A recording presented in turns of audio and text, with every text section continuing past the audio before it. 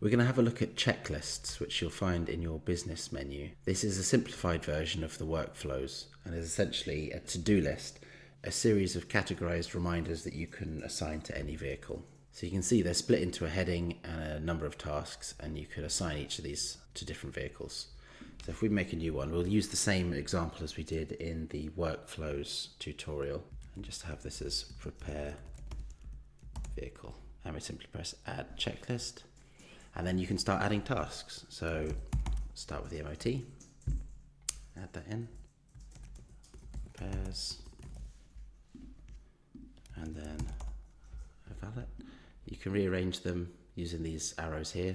So do the repairs first, and then you press save checklist. Then if we go back to the checklist, you can see it's now here, and you can see an overview of what it's been assigned to, which vehicles it's been assigned to. Obviously so far none.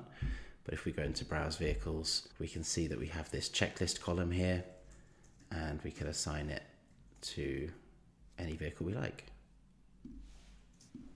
Now you can simply check off each task once they're complete. Say we've done the first one, and we save.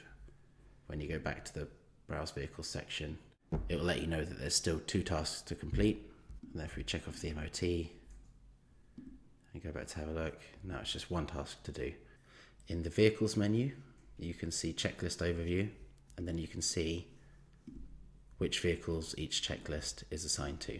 And you can also see what's remaining to complete. If you feel like you'd need more functionality, such as the ability to request signatures, to notify members of staff, etc., then it might be worth having a look at the workflows, for which we have a separate tutorial.